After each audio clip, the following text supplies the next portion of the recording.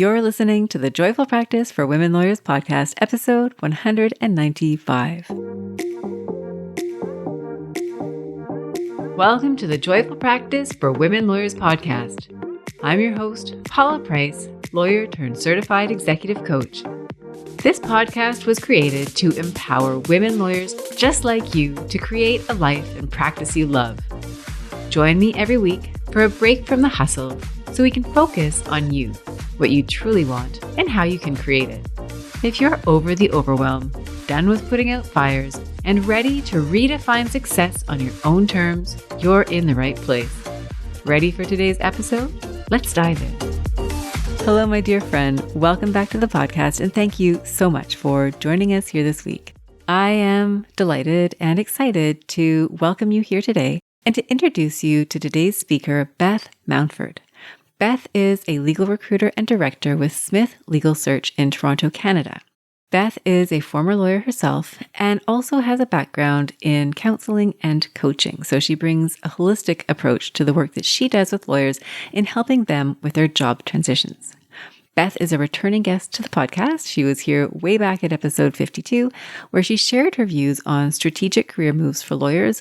And I'm thrilled to have her back so that we can talk even more about job transitions for lawyers.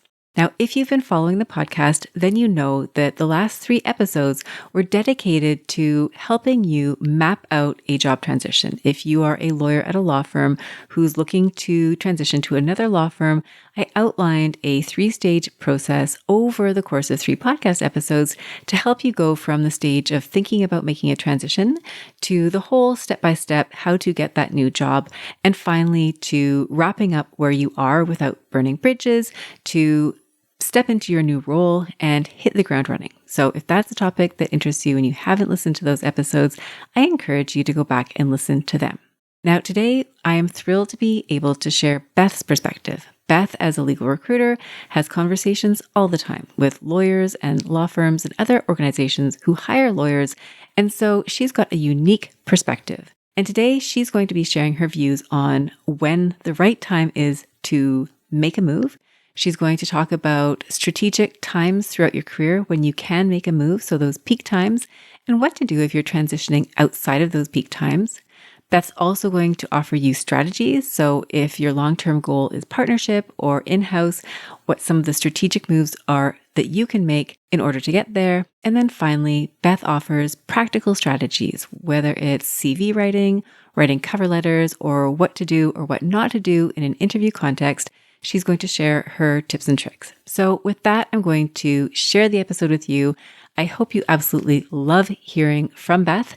If you have any questions, you're of course welcome to reach out to Beth, reach out to me. We would love to hear from you. So enjoy the episode and thank you again for joining. Beth Mountford, welcome back to the podcast. I'm so glad you're able to join us here again. Thanks for having me back. We are going to dive straight in with our questions today, starting with this question here. For a lawyer who is thinking about leaving their current role, right? They're at their firm, they've been thinking about making a move, they're not really sure. What are some of the signs that it's time to move on? Yeah, it's a great question. I think that the most important thing is to reflect on your current situation and the bigger picture of where you want to take your career at regular intervals. So you want to be, when you're in a situation where, 6 days out of 10, you're starting to feel unsatisfied, like your growth is stagnant, or just unhappy with the environment you're working in, that's when you want to start thinking about, okay, where do I want to go from here? Because I see it all too often where lawyers in particular, we have a very high threshold and tolerance for pain. And you'll see it where someone will stay in an environment until they get to like a 9 or 10 out of 10. And then you kind of hit a wall, throw your hands up, and it's like, I've just got to get out of here. And there's a tendency to maybe jump too soon. So I would say regularly checking in around, do I have access to the type of work that I want to do? So am I getting a good level of increasing responsibility where I feel like I am building out my technical legal skill set and I have opportunities for growth? Do I have access to the type of clients that I want to work for? Maybe you're interested in particular industries or a particular type of client, whether that is sophisticated institutional clients or mid-market clients, but you're in a place where you're just not able to access that work. And so you're kind of looking at, okay, it's time for me to transition to a place where I can do that. And then I think also the people too. Like, it's funny, we go through the recruitment process and everyone talks about this fit. And if you're, and we kind of roll our eyes at it, but it is really one of the most important things. So if you're in a situation where you are feeling like you don't have mentors who are invested in you and your growth, or you feel like there are particular personalities where you've tried to work with them, you've maybe raised concerns internally and tried to address that internally, but are feeling like it's just not working, that's another situation where you might want to consider what your next step is going to be. Thank you, Beth. And I completely agree with what you said about having that high threshold, right? I think so many lawyers are conditioned to hard work and to kind of grinning and bearing it. And that might work really well in some situations. But if it results in you having that crisis point almost in your career, then where you're in a job and you just can't take it anymore, we don't want you making a rash decision, making a move on that reactive basis without thinking through the next steps. So I love that idea of checking in periodically, looking for the opportunities, and also looking for some of the signs that maybe it's time to move on. Turning to our next question then, if we're thinking about timing, right? We're looking at timing and you're considering making a move. When do you think it would make sense to be perhaps a little bit more, take your time a little bit with a transition versus making a transition on more of an expedited basis? And just to give a little bit of context, I work with lawyers who often are very much on the fence about making a move, right? Where there's nothing that's pushing them with any particular urgency, but they're also not happy. And this can keep them in a bit of a stuck point for some period of time. So I'd love to hear your thoughts on when you think you might want to speed that process up and maybe where you might want to take it a bit more slowly. Yeah, it's a great question. So I would generally say you want to be intentional about your next step. So where you want to take the process slowly is when you're thinking, you want to make sure that where you go next is going to solve what you're looking to solve for. So you want to think about what is working in my current role, what is not working, where am I looking to take my career in the next 5 years, potentially the next 10 years. And you want to be intentional that the next role you take is going to align with that. It doesn't have to be, the be all and end all of where you want to go, but it at least has to be a stepping stone in the right direction.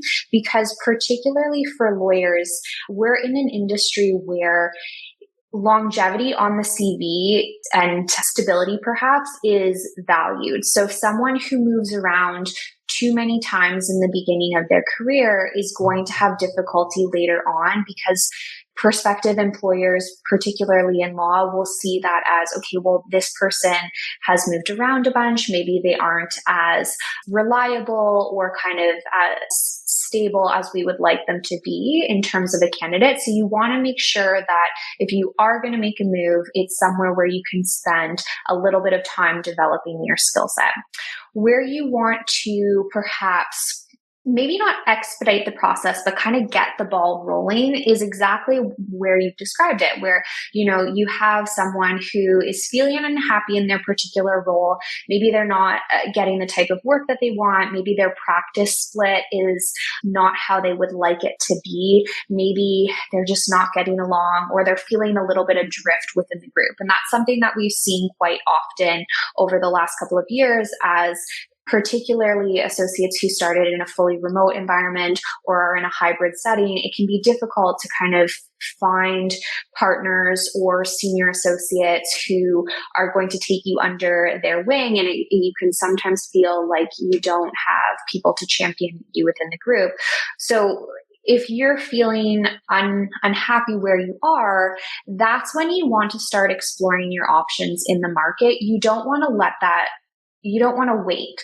If you're going to start exploring options and that can be one of two things. You can take what I would call a passive approach, where you are just kind of seeing which roles pop up. You kind of speak with recruiters, let them know that you're interested in hearing about things. You wait and see, but you're open to things as they present. The other way would be to be more proactive, and that's having conversations with lawyers who are at the firms, at the companies that you're interested in, and seeing if you can potentially open up some opportunities that way. When you're doing that, you're not committing to moving right away, but you're at least getting the ball rolling. And so the benefit of that is that you get to be, again, intentional about where you go. You don't have to move unless you're confident that that's going to be the right next step in your career. The risk of waiting and staying stagnant in that is that it's very easy for a year, 2 years to go by, and then you're in the same spot. And I see that often with lawyers, where I will have a conversation with someone. They'll say, Beth, I'm feeling a little bit frustrated for XYZ reason, but I think I'm just going to sit tight for a little bit. And then 1 year goes by, 2 years go by, and they reach out to me, and those same pain points are what's motivating them to move. And so now you've just spent the last 2 years, yes, perhaps gaining experience, but particularly for lawyers who are looking to make a move within private practice, if you know that you're going to make a lateral move and you have your sights set on making partner, you want to make that move sooner rather than later, because it gives you more time at the next firm to rebuild that goodwill and demonstrate your work. And it gives you a longer runway to do that before you become partner eligible. So to kind of summarize that, I think when you're making decisions, you don't want to rush to a decision. You want to be intentional about the bigger picture of your career. At the same time, if you're feeling unhappy and you're thinking that at some point you're going to want to explore options, you always want to start that process sooner rather than later, because it just maximizes your visibility on the market and it maximizes your control over your career.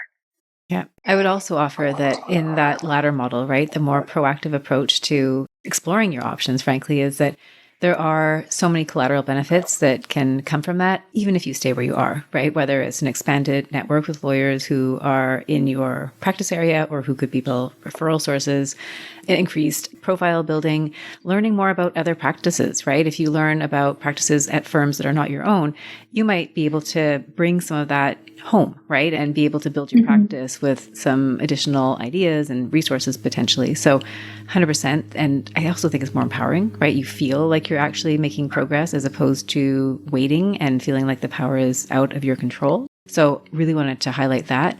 The other point that you made that I'd love to know if you've got a rule of thumb to offer. You mentioned that if a CV has a lot of transitions on it, right? If you mentioned that this is a profession where stability is valued and that employers or prospective employers are going to look at your CV. And if there are a lot of moves, then that might raise red flags for them.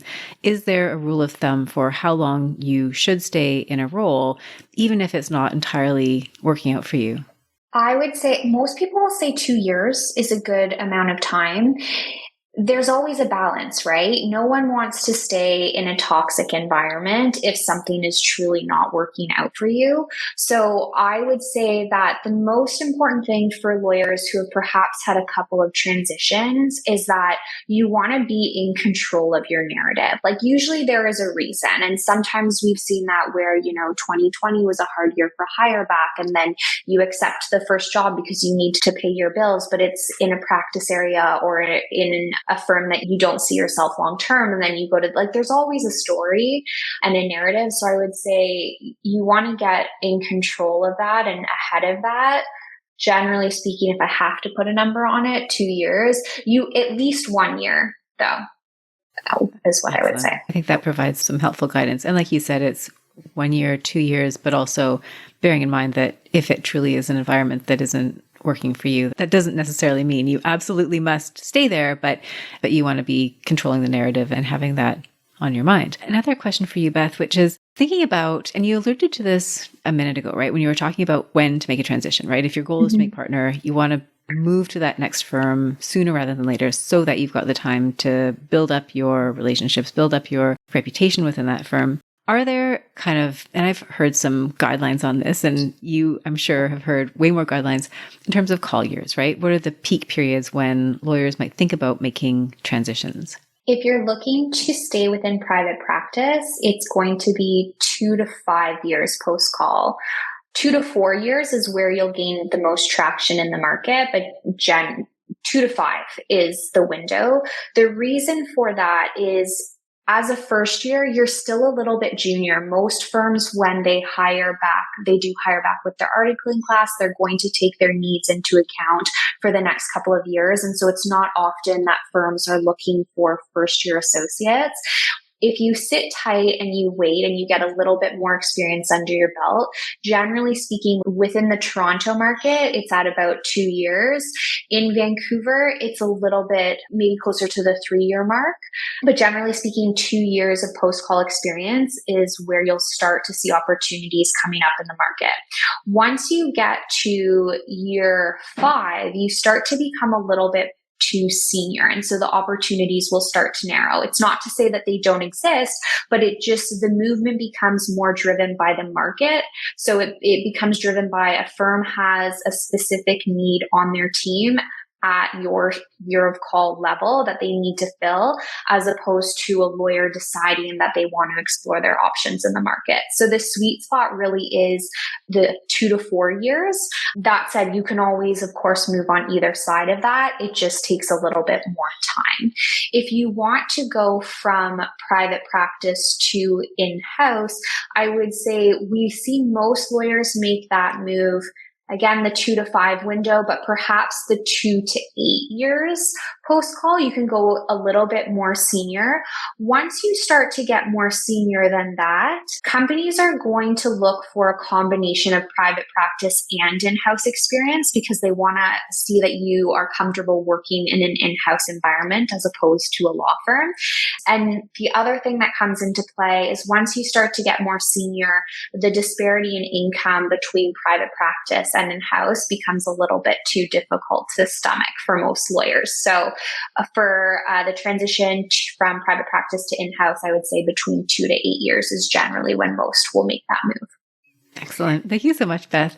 So what happens then if you miss the window, right? Let's say you are an 8+ year lawyer and now you want to make a move.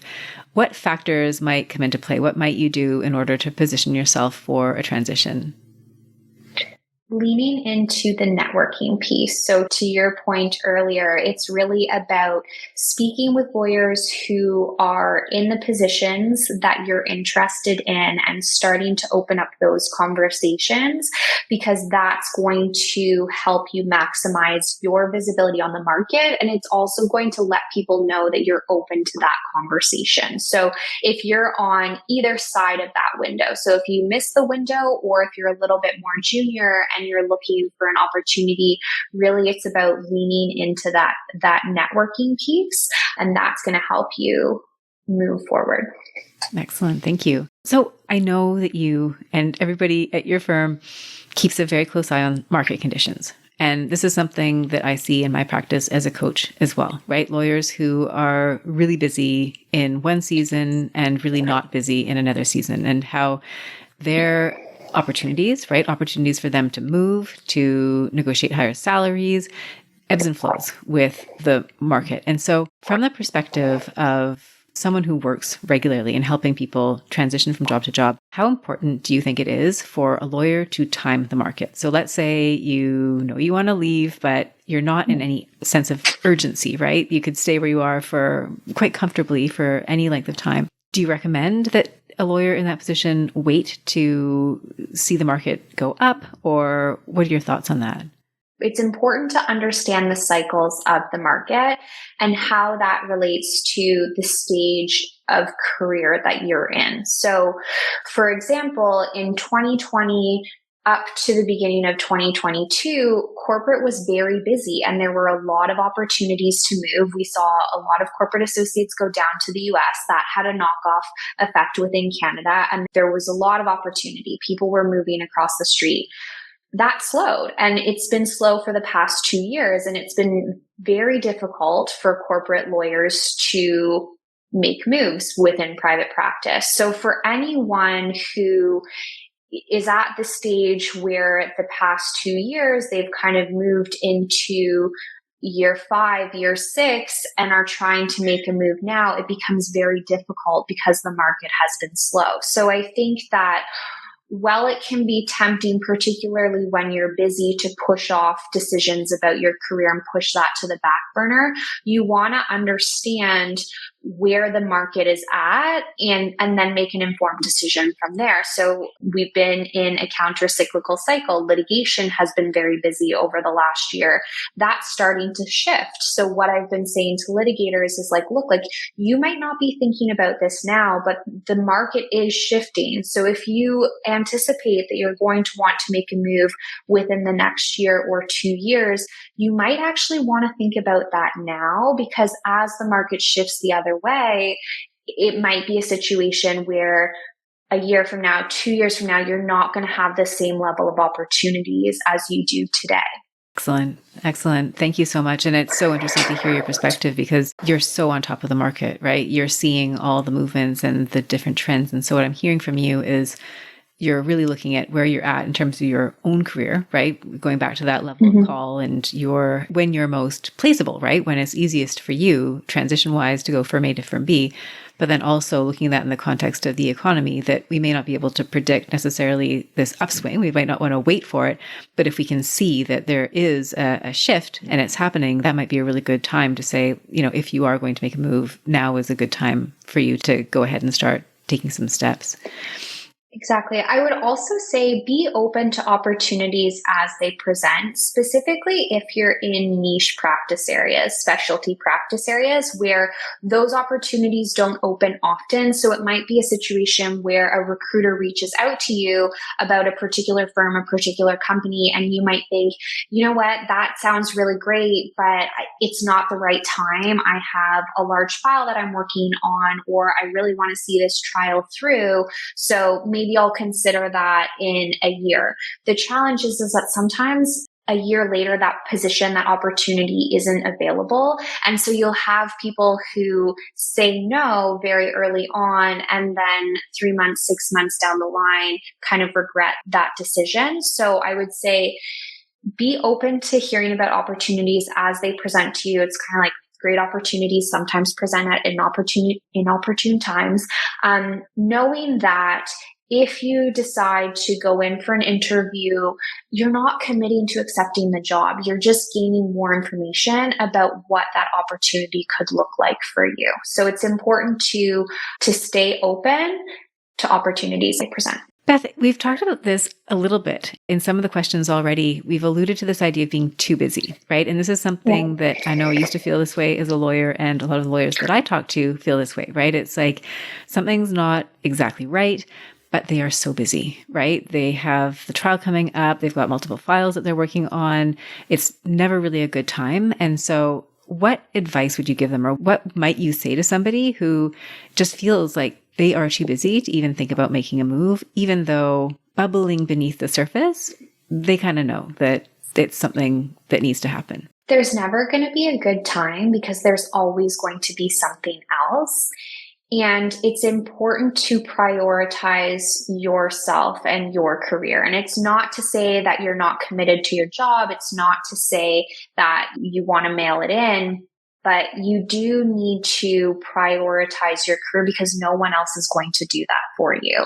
So if you're in a situation where you feel like you're too busy, it's not necessarily going to change. And so, yes, maybe if you're heading into trial, that's not the right time to kind of reach out to a recruiter and have those conversations. But it is something that if you find that you've been sitting in that feeling for 6 months to a year and you're not taking action because you're always pushing it to the wayside, that's where it can be helpful to start the conversation.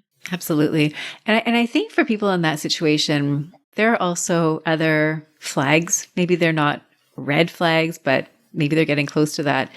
That if too busy is keeping them from making a transition that ultimately would benefit them in terms of their career, that there may be other aspects of their lives that are also being pushed to the back burner, right? For whatever reason, that image of the airplane is coming to mind, right? Do you have your oxygen mask on? And if you're not taking care of yourself, what's going on there? So I appreciate your thoughts on that, right? There may never be a perfect time. And so let's see what you can do within this given context. Yeah. I would also say before we go on to the next one, that's sometimes where a recruiter can be helpful, right? So when I'm working with a lawyer and helping them explore options in the market, I'm going to sit with them and come up with a strategy, come up with a list. And I'm going to be the one that's doing a lot of the outreach and doing a lot of the organizing, the behind the scenes, which can actually take a lot off the plate for the lawyer who is looking to transition when you have a recruiter supporting you through the process. So that's another option that is available to lawyers as well, is to reach out, speak with recruiters, because they're going to help maximize your visibility on the market and the opportunities, and B, if you do decide that you want to actively explore options, they can kind of take on some of the workload associated with that. 100%.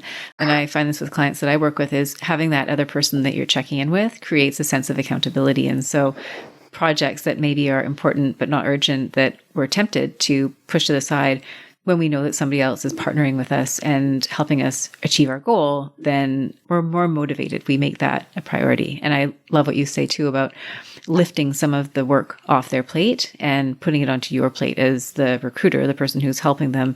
That in effect will save them time in the search for their next opportunity. Strategy. And I refer back to the podcast episode we did earlier, right? That was such an amazing episode. We talked about career planning strategically, and I'd love to ask you some questions about that today as well.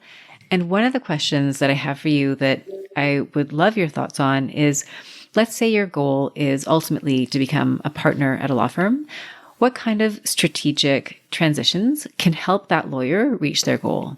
If you want to make partner, one of the things that you want to be thinking about or to be alive to is, what is the type of practice that you want to build? So oftentimes with lawyers, we follow a very linear path, and it is easy as an associate to say, okay, well, I'm just going to put my head down, I'm going to work hard, and I'm going to make partner where I am.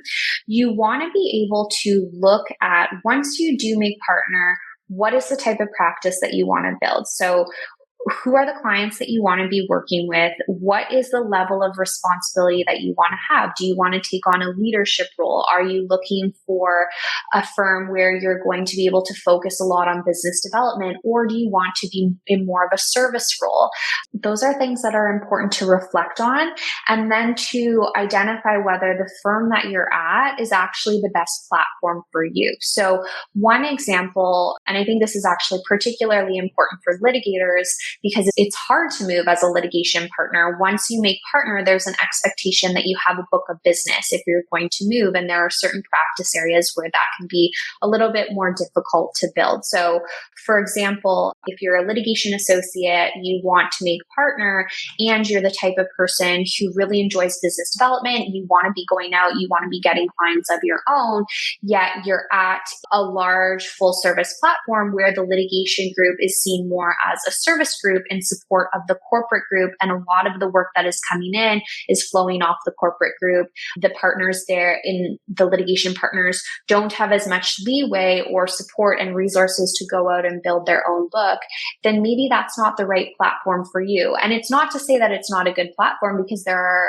a lot of lawyers who would really like that setup. What I'm getting at is that it's important to understand, what are your strengths? What excites you? What do you want to build? Because once you make partner, you still have a significant amount of your career ahead of you. Like, that's not the end goal. That's really just the beginning of building out a practice. So if you want to make partner, that's one of the things that you want to think about. And perhaps that requires a strategic transition to another firm where you're going to, in the long run, be able to build out a practice that is most fulfilling to you. Absolutely. I really resonate with your approach there, which is for each lawyer to look at their own practice, right? And as you pointed out, who do they want to be working with? What type of practice do they see themselves having? And I think that only comes with a few years of experience. And I'd be interested in your thoughts on at what stage that awareness typically happens. But rather than putting your head down, doing the work without thinking about it, if you're intentional about curating, or at least knowing what it is you want to curate, then you can ask yourself that question. Is it possible where you are currently, or is a move required, right? Then you'll know. Chances are, if a move is required, you're going to be one of those people that needs to make a transition down the road anyways, because if you're not in alignment, right? Maybe at the very beginning, it's okay. But the further you get into your practice, the more you're going to feel that, right? That maybe you want that book of business. You want to be doing the business development, but the firm just isn't the platform for that type of practice. So do you have a sense, just based on the lawyers that you've worked with, when you might start to develop that sense, right? Because I think at the very beginning, right, fresh out of law school, maybe 1 or 2 years into practice, maybe you don't yet have the experience to know what you really love yet. Do you have a sense of where that window might be, where you might start to ask yourself those questions? So usually around year 3. At year 3, you've been doing your job long enough that you know where to start. You don't feel like you're constantly just trying to keep your head above water, and you're able to kind of to come up for air and start to reflect more critically on what do I enjoy, what's working, what's not. It's also a time when you start to see more of your friends make moves. So you start to think about it a little bit more critically. So that's the point at which most people will start to reflect. Sometimes it happens a little bit later. Sometimes it happens a little bit before, but usually around year 3 is when we start to see those conversations. Beautiful. Super helpful. Now, what if your goal is to go in-house, right? Maybe you're at that early stage, right? You're maybe just a few years into practice, and you've already decided that long-term working in a law firm isn't for you, and that you've got your heart set on something that would be in-house. Any thoughts on how you can use strategic transitions to get yourself closer to an in-house position? I would say that if you want to go in-house, the number one thing I would do is lean into your network. So if you can take, 50 of your billable hours in the year and invest those into business development, whether that's attending industry events or conferences, that's going to help you start to develop those relationships. I would also say that LinkedIn is a great place to start in terms of identifying who are lawyers that are in the roles that you're most interested in. If there are particular industries or companies, you can start to look at them and identify, okay, how did they get to where they are in terms of their career path? And maybe that'll give you a sense of, is there a move that I need to make before I go in-house that's going to set myself up better? So if you see that a particular company tends to hire from a particular firm or type of firm, maybe they tend to take lawyers from a national platform and you're at a mid-sized firm, perhaps you need to make a move to a national platform before you're going to be able to get the in-house role that you want. Sometimes the inverse of that is true, right? But it's about identifying where do you want to go and then how can I work backwards from there. Sometimes that requires a step in between. The other thing that I would say is that from a networking perspective, if you see someone who is interesting to you, there's no harm in reaching out as long as you do it in a respectful way, as long as you demonstrate interest. Lawyers are fairly willing to have conversations around, this was my career trajectory, this is how I got here, and to provide advice on how you can also do that for yourself. So I think first you want to identify where do I want to go, and then it becomes much easier to work backwards, particularly with in-house, because the path isn't always linear. I love this. And just kind of semi-recapping some of the themes that are emerging from our conversation today, intentionality is huge, right? That self-checking in on a regular basis to make sure that you're on the right track, right? Not that there is any single right track, but that each lawyer will have their own right track. And so that awareness of where they moving in the direction they want to be in.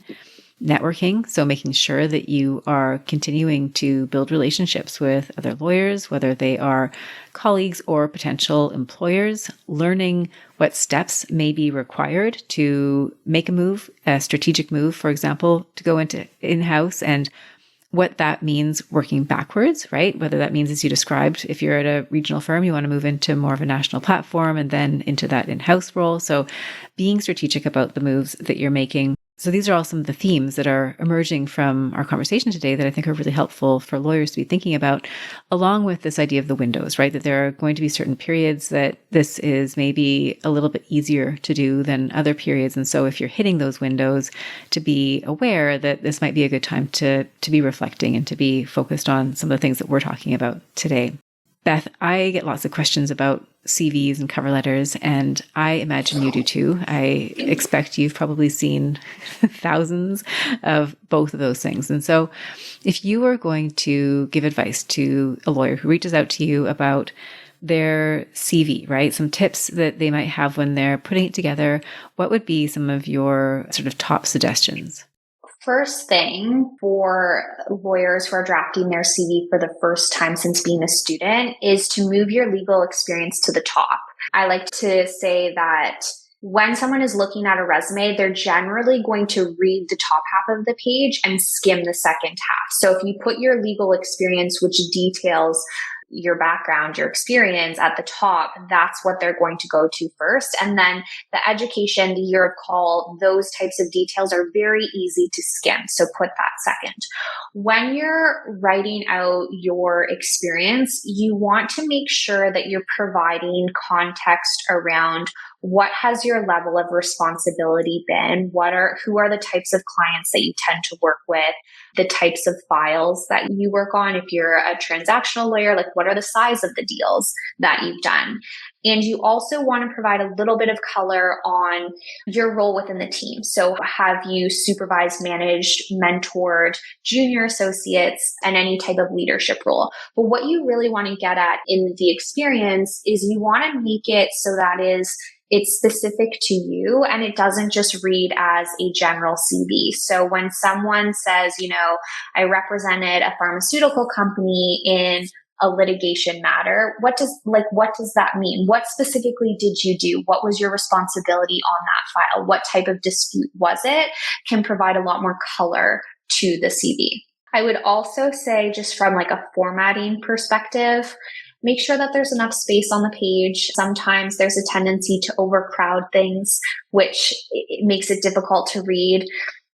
You can also leave out your address. That's another thing. It's very simple, but I would say you just need your phone number, your email. You can leave out the address, make sure that there's a little bit more room on the page.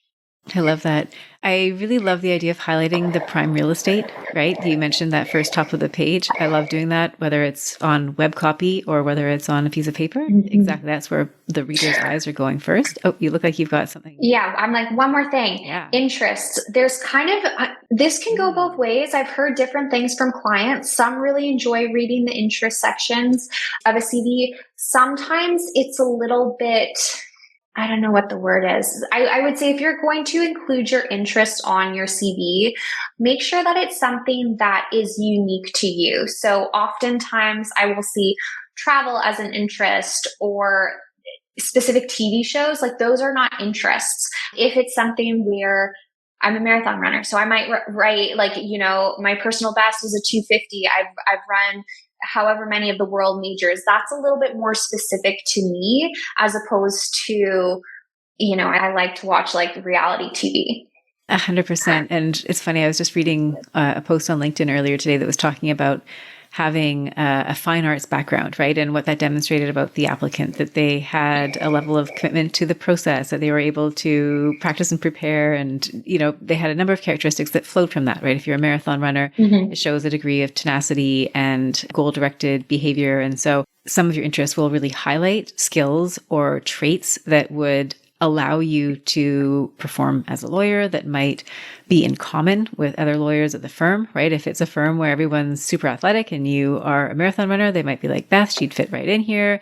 So I'm with you with the interest. I think you want to kind of be at least intentional about what you're putting there, right? Does it make sense there? Is reality TV your leading point? Maybe not. Who knows, right? Don't want to diss anybody who may have that on their CV and maybe it was a really great talking point. So that's a really interesting category to think about, right? What do you want to put in that intersection. So I love that. I love what you said. Again, going back to that real estate point, how are you setting up the page, right? What is the most important thing? And when you describe the work that you do, I love how you've described it. The way that I like to think about it as well is that there are people that are hiring you that live in an ecosystem where they need a person to come in and do a certain job. And so the level of granularity that you use in describing, right? Just as you described, Beth, it's like, okay, that person can either see you stepping in or they can't. And so if you're giving that level of specificity, the person who's reading your CV now has a much clearer picture of, could you come in and hit the ground running, right? Relative to leaving it more broad where now they don't really know. It also gives them talking points in an interview, right? Oh, I see that you did this type of file. What was that like for you? So love those suggestions. Cover letters, similarly, do you have any sort of top tips on how to write an effective cover letter? It's interesting because I don't do cover letters. So whenever I'm working with a lawyer, I write the cover letter for them. Like I write a candidate profile.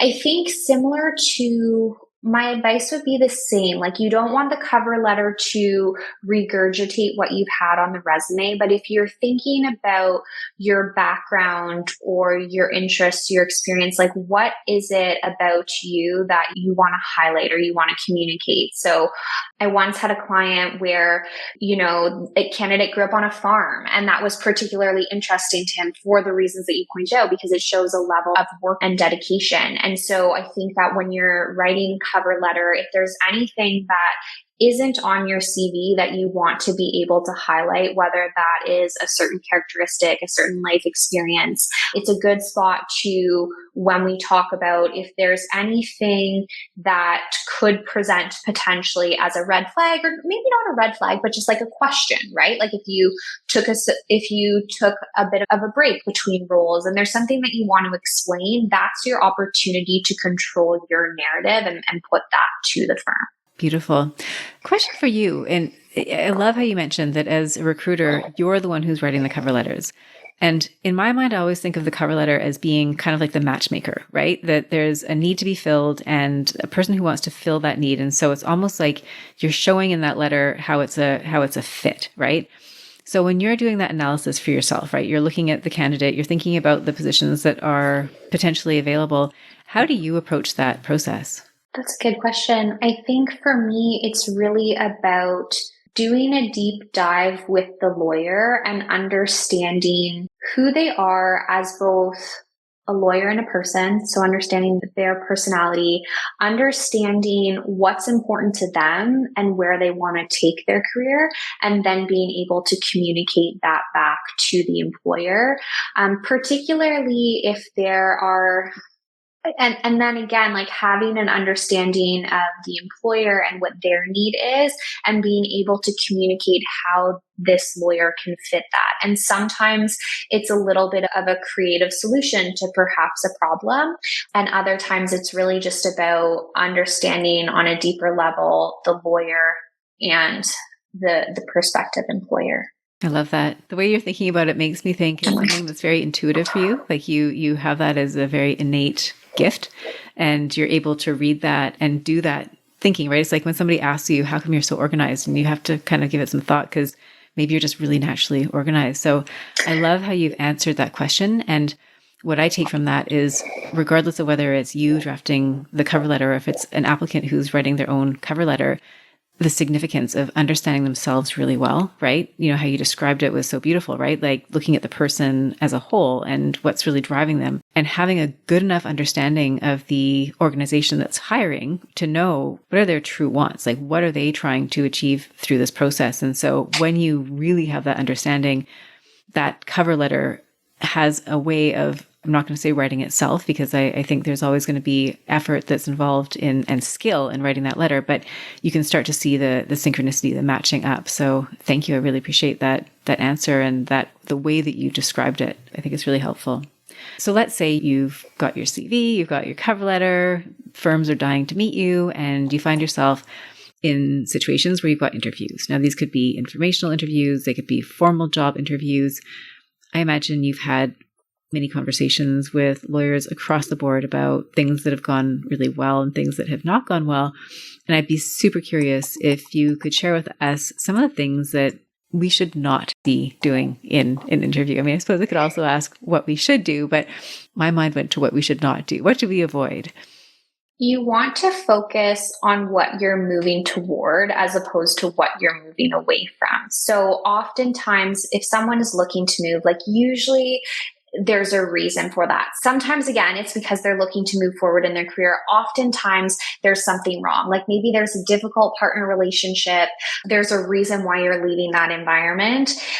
You don't want to focus on what's wrong with your current employer when you're talking to a prospective employer. So what I like to say is that you always want to focus on what you're moving towards, what's exciting to you about that platform. So for example, if you're at a firm where you feel like you don't really have strong mentorship, you feel adrift within the group, you're not going to say that about your current firm. What you're going to say is, I'm looking to join a platform where I'm going to have access to stronger mentorship and a collaborative team environment.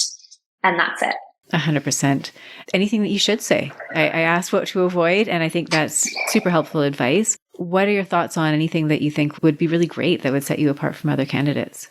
Generally, so in terms of what would set you apart from other candidates, you want to go in with a highlight reel prepared. That's the advice that I typically give is, so what are your strengths? What's important to you? What do you want to highlight to the employer, and be able to tell stories? It's much more interesting when you're able to tell a story about a time that you took on a leadership role and your team was successful than to just say, well, I'm a strong leader. And so if you go in with that highlight reel of the version of you that you want to present to the hiring team, and then you're going to be able to weave those examples into the conversation. I think one of the things that you should always focus on as well, and there's a tendency to want to sell yourself in an interview, is to remember that you want to make sure that you're asking questions that are going to provide you with the information that you need to know to make an informed decision for yourself. So if there are things that are important to you, you want to ask those questions, because as much as you feel like you have to put your best foot forward in the interview and sell yourself, which you do, it's also on kind of the firm or the company to sell you on why you would want to join their team. So don't be afraid to ask the questions that you need to know in order to make a decision. Love that. So helpful. And the highlight reel is such a great way to describe it, right? Being able to mentally rehearse ahead of time what are the highlights that you want to share, so that when you're in the moment and maybe you're nervous and you're distracted and you're trying to, answer the question correctly, that you've got something to draw from. You're not thinking up your examples in the moment of the interview. So let's say you get the offer, right? You've gone through the process, you've received an offer, and maybe you want to negotiate a higher salary. Any thoughts on ways that you might do that? And also any thoughts on things other than salary that you might want to consider in terms of negotiation? In terms of negotiating the higher salary, I would say you want to be in touch with the market, and you also want to be in touch with the firm or the company that you have the offer from, in the sense that if you're an associate at a mid-size or a large firm and you're trying to negotiate your salary, most firms pay on a lockstep grid, and there's not really room to do that for the reason of internal fairness. Where you might be able to negotiate is on a signing bonus. That will typically depend on various factors. Where you could negotiate your salary is if you're going into a boutique firm or a smaller environment. If you're going in-house, those are typically areas. And if you're going to do that, you want to understand what is market for your level of experience, so that you're going in and you're able to negotiate well. I would say you want to be mindful when you're negotiating an offer of, there's a line, right? Like you don't want to leave money on the table. You don't want to leave things on the table. At the same time, to go back and kind of nitpick through each and every point can sometimes be a little bit off. That's part of the benefit of working with a recruiter, is that the recruiter can be the middleman for you and often knows their client well and will be able to answer a lot of those questions for you. Will be able to advise on, okay, yes, we can ask for this, or no, maybe that's not something that we want to ask for. In terms of Other things to negotiate, I think vacation time is one of them. In office policies, while they're not always, it depends on the firm, but sometimes there is a little bit of flexibility there if you have a particular structure that you're looking for. And then again, on signing bonus, sometimes we see them, sometimes we don't. It really depends on where we are in terms of the year, what the market is doing in terms of like level of confidence that firms have, and then also the urgency of the need that the firm is looking to fill. Super. I love that, Beth. And you've answered that question so delicately, right? Setting yourself up on the right foot with your prospective employer. I could just imagine in my mind's eye as you're describing the person that nitpicks every single clause of the contract. And is that how you want to start out your relationship with your new employer? Maybe not. Maybe yes, maybe not. So that is fantastic. One last question before we wrap up today's conversation, which thank you. It's really amazing. So if you're working with a recruiter, and for some lawyers who are listening, maybe they've worked with recruiters in the past, but maybe they never have. I'd love to know your thoughts in terms of what lawyers can expect and how they would know if the recruiter that they're working with is a good match for them. Mm-hmm. It's a great question. I would say in terms of what to expect, it depends on how you're working with the recruiter.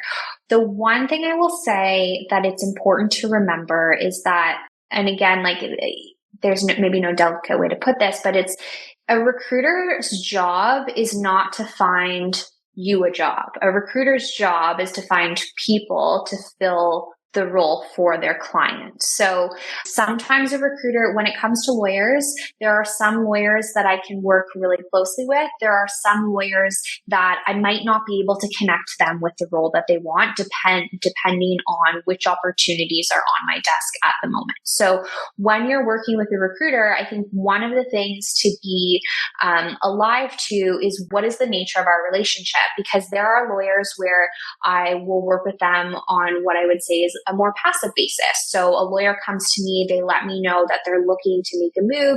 They tell me what they're looking for. I understand their level of experience. I might not have a role available for them at the moment, but I'll say I'm happy to keep you in mind if things come across my desk. So that's someone where if there's something that comes up, I will flag it for you. There might not be. So I like to manage expectations. It could be next week. It could be next year, just depending on the market. There are times where I will work with lawyers on what I would say is a more active basis. So if we're going to do that, then the understanding there is that I'm going to work with that lawyer and I'm going to act as their agent in the market. And so we're going to have an in-depth conversation around what they're looking to do in terms of a move, which firms are they interested in applying to, and then I am going to go to market for them and represent them with all of those firms. So I'm going to reach out to those firms on a blinded basis to let them know that I'm working with a lawyer, a 2021 call who's a litigation associate at a national firm who is looking to move, and see if that firm is interested in seeing materials. So that's going to help that lawyer really understand what their options are in the market. And then if a firm is interested in seeing materials, I'm going to help. Like I mentioned, I'm going to write the profile for that lawyer and I'm going to help them put those materials together. I'm going to send those over. I'm going to coordinate the interviews for them. I'm going to walk them through interview prep. I'm going to debrief with them after. If they have an offer, if they have competing offers, I'm going to help them kind of really drill down on which firm is the better choice for them based on their interests and help them negotiate that offer and transition into the new role. And so those are the two ways that I generally work with lawyers. And so that's kind of what you can expect. And I would say it's important to understand what is the nature of your relationship with the recruiter. Are they just going to flag things as they come across your desk, or are they going to be more active in terms of helping you explore options in the market? In terms of, how do you know if a particular recruiter is going to be a good match? I generally say if you're going to work with a recruiter who's going to act as your agent in the market, then you want to speak with a couple, but then choose to work with one person that you trust. And really what it comes down to is A recruiter is going to be the one who is holding your hand and guiding you through the process. So do you feel like this person is going to be able to represent you in the market? Do they understand you? Do they understand what you're looking to do? Do they have a good handle on the market, good connections within the market? And do you trust them to be your advisor and to be in your corner as you make this important decision and transition in your career? Beautiful. Amazing. Beth, I love how you described both of those questions. I've never really heard that first description that you gave, right? The passive versus the more active approach to helping a candidate find their next role. And you described it really beautifully. I also love how when it comes to picking the right person, really it comes down to trust from the sound of it. Do you have a good feeling about that person? Do you align with them? Will you feel comfortable with them being your advisor, the person that's going to hold your hand through the process? So really amazing and super valuable for anybody who's thinking about what it would be like to work with a recruiter. And I expect that conversation is one that you would have with your recruiter, right? If you're trying to figure out what role they are going to play, you could ask them that, right? As a recruiter, if you would be representing me, what is that going to look like? And then you would then know what your options are in terms of that relationship. And you're nodding your head. So for the benefit of our listeners, that sounds like how you would approach it, or? Yeah. And sometimes it starts as, sometimes it starts as more passive and then it transitions to active. So sometimes I'll be speaking with a lawyer who's not really looking to move, like generally happy with where they're at, but you know what, like, let me know if there's something that comes up. And so I'll flag things for them. And then, perhaps a year passes and they decide, no, I am ready to make a move. And so then we go into a more active approach. So sometimes it can change, but it's just important at the outset to kind of set those expectations and understand how a recruiter is going to be able to help you. Amazing. Thank you, Beth. And before we sign off for today, I would love if you would share with our listeners how people can learn more about you and how they could potentially work with you. Yeah, LinkedIn is the best place to find me. So that's where I suggest people start. I share a lot of content on market trends, on career strategy, tips for associates. My primary focus is lawyers within Toronto, but I do have a team that works across Canada, and we also do work into the US as well. So any questions, find me on LinkedIn or email me direct. Brilliant. Thank you so much, Beth. And we'll have a link to your LinkedIn profile and your email address as well with the show notes that go with this episode. So thank you again for joining us here today. It's been amazing having you back. And thanks for sharing. And to all of the listeners who tuned in, thank you for joining us. And we'll look forward to reconnecting again soon. If you enjoyed today's show and don't want to miss an episode, subscribe and follow the show wherever you listen to your podcasts. If you haven't already, please leave a rating and review. Your feedback will help me create a podcast that's tailored to your needs and goes straight to the heart of what matters to you. For instructions on how to subscribe, rate, and review the podcast, visit www.thejoyfulpractice.com/podcast launch. See you next time. Thank you for listening to this episode of the Joyful Practice for Women Lawyers podcast. If you want more information, visit www.thejoyfulpractice.com. See you next week.